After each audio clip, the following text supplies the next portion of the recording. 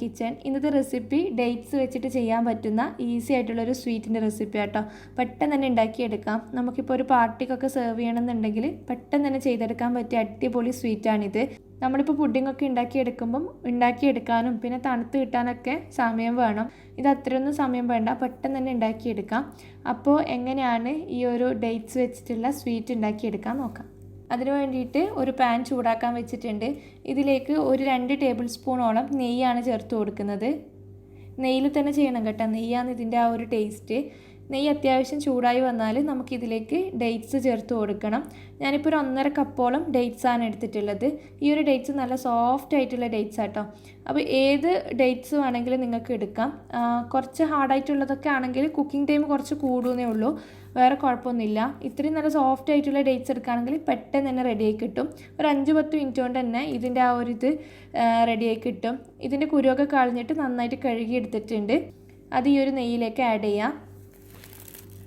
നമുക്ക് നന്നായിട്ടൊന്ന് മിക്സ് ചെയ്തെടുക്കണം. നെയ്യ് ആ ഒരു ഡേറ്റ്സിൻ്റെ എല്ലാ ഭാഗത്തും ആകുന്ന രീതിയിൽ നന്നായിട്ടൊന്ന് ചൂടായി തുടങ്ങിയാൽ പെട്ടെന്ന് തന്നെ ഡേറ്റ്സ് നല്ല സോഫ്റ്റായി കിട്ടിക്കോളും.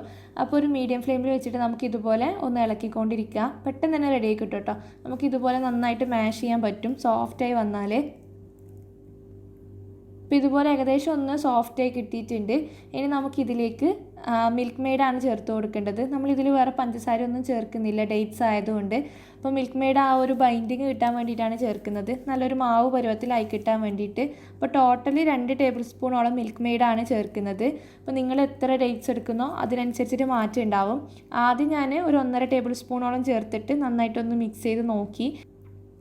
ഇപ്പോൾ നന്നായിട്ടൊന്ന് കൂടി ബൈൻഡായി കിട്ടാത്തത് കൊണ്ട് ഒരു 1/2 ടേബിൾ സ്പൂൺ അധികം ചേർത്ത് കൊടുത്തിട്ടുണ്ട് കേട്ടോ. എന്നിട്ടാണ് മിക്സ് ചെയ്തെടുക്കുന്നത്. ഇത് ഈ ഒരു പാനിൽ വെച്ചിട്ട് തന്നെ നമുക്ക് നല്ല മാവ് പോലെ ആയി കിട്ടും. ഇപ്പോൾ നമ്മൾ ആദ്യം ചേർത്ത പോലെ അല്ലല്ലോ, ഡേറ്റ്സ് നല്ല സോഫ്റ്റായി വന്നിട്ടുണ്ട്. ഇതുപോലെ നന്നായിട്ട് ഉടച്ചിട്ട് വേണം മിക്സാക്കി എടുക്കാൻ വേണ്ടിയിട്ട്. അപ്പോൾ പെട്ടെന്ന് തന്നെ റെഡിയായി കിട്ടും. കണ്ടില്ല, എല്ലാം കൂടി ഒന്നിച്ച് ഒരു മാവ് പോലെ കിട്ടിയിട്ടുണ്ട്. ഈ ഒരു പരുവത്തിലായി കിട്ടണം. ഇതിലേക്ക് ഇനി നമുക്ക് കടിക്കാനൊക്കെ കിട്ടാൻ വേണ്ടിയിട്ട് ഒരു 4 മാരി ബിസ്ക്കറ്റ് കൈവച്ചിട്ട് ഒന്ന് പൊടിച്ചെടുത്തതാണ് ചേർത്ത് കൊടുക്കുന്നത്. കൈവച്ചിട്ട് പൊട്ടിച്ചിട്ടേ ഉള്ളൂ, മിക്സിയിലിട്ടിട്ട് പൊടിച്ചെടുത്തിട്ടില്ല.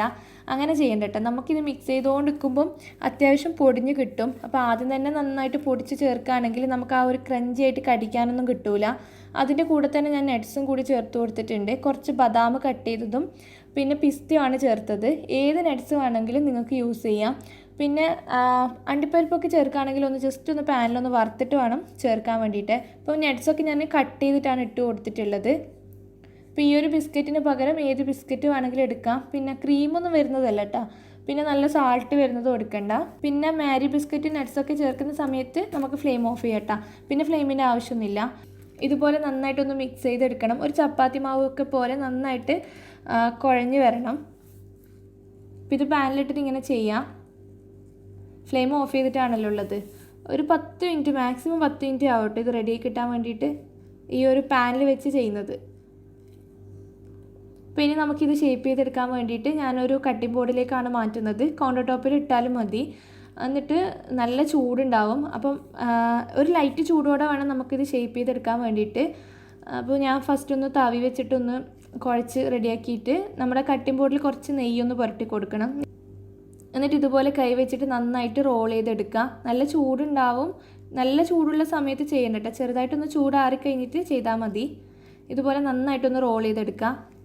അപ്പോൾ ഈ ഒരു രീതിയിൽ റോളാക്കി എടുത്തിട്ടുണ്ട്. ഇനി അതിന് ആ പുറത്തൊരു ഡെക്കറേഷൻ, ഒരു ഭംഗിയൊക്കെ കിട്ടാൻ വേണ്ടിയിട്ട് ഈ ഒരു കട്ടിംഗ് ബോർഡിലേക്ക് കുറച്ച് വെള്ള കളറിൽ എള്ളില്ലേ അതൊന്ന് വിതറി കൊടുക്കുന്നുണ്ട്. അതിൻ്റെ കൂടെ നേരത്തെ നമ്മളെടുത്ത അതേ നട്ട്സ് തന്നെ കുറച്ച് പിസ്തയും ബദാമും കൂടി ഇട്ട് കൊടുക്കുന്നുണ്ട്. അപ്പോൾ ഈ ഒരു വെള്ള കളറുള്ള എള്ളിന് പകരം നിങ്ങൾക്ക് ഡെസിക്കേറ്റഡ് കോക്കനട്ട് എടുത്താലും മതി. എന്നിട്ട് അതിൻ്റെ മുകളിലോട്ട് ഇങ്ങനെ റോൾ ചെയ്യുമ്പം അതിൻ്റെ ആ ഒരു പുറത്ത് ഈ ഒരു ഡെക്കറേഷൻ കിട്ടും. അപ്പോൾ നമുക്ക് കടിക്കാനും ഉണ്ടാവും, കാണാനും ഒരു ഭംഗി ഉണ്ടാവും. ഇപ്പോൾ റെഡി ആയിട്ടുണ്ട് കേട്ടോ. ഇത്രയേ ഉള്ളൂ നമ്മുടെ സ്വീറ്റ്. ഇനി നമുക്കൊന്ന് ഫ്രിഡ്ജിൽ വെച്ചിട്ട് ജസ്റ്റ് ഒന്ന് തണുപ്പിച്ചെടുക്കണം. ഫ്രീസറിൽ വെക്കുകയാണെങ്കിൽ ഒരു 15 മിനിറ്റ് വെച്ചാൽ മതി. ഫ്രിഡ്ജിൽ വെക്കുകയാണെങ്കിൽ 1 മണിക്കൂർ വെച്ചാലും കുഴപ്പമൊന്നുമില്ല. അപ്പോൾ ഞാനൊരു ഫോയിൽ പേപ്പർ വെച്ചിട്ടുണ്ട്. അതിൻ്റെ മുകളിൽ നമ്മുടെ റോൾ എടുത്ത് വെച്ചിട്ട് ഒന്ന് റോൾ ചെയ്തെടുക്കുകയാണ്. നല്ല ടൈറ്റായിട്ട് തന്നെ റോൾ ചെയ്തെടുക്കുക. ഞാനിപ്പോൾ ഇത് ഫ്രീസറിലാണ് വെക്കുന്നത്. ഒരു 15 മിനിറ്റ് കഴിഞ്ഞതിന് ശേഷം പുറത്തേക്ക് എടുക്കാം. അപ്പം അത്യാവശ്യം ഒന്ന് തണുത്ത് കിട്ടിയാൽ മതി, ആ ചൂടൊക്കെ പോയിട്ട്. അപ്പോൾ എല്ലാം കൂടി ഒന്ന് നല്ല സെറ്റായി കിട്ടും. നമുക്ക് ഈ ഒരു ഫോയിൽ പേപ്പർ ഒന്ന് മാറ്റി കൊടുക്കാം. പിന്നെ ഈ ഒരു സ്വീറ്റ് കുറേ കാലം നമുക്ക് സൂക്ഷിച്ച് വെക്കാം. ഡേറ്റ്സ് ആണ്, പെട്ടെന്ന് കേടായി പോകുന്നൊന്നും നമ്മളിതിലേക്ക് ചേർത്തിട്ടില്ല. അപ്പോൾ 1-2 ആഴ്ചയൊക്കെ നിങ്ങൾക്ക് വെക്കാം.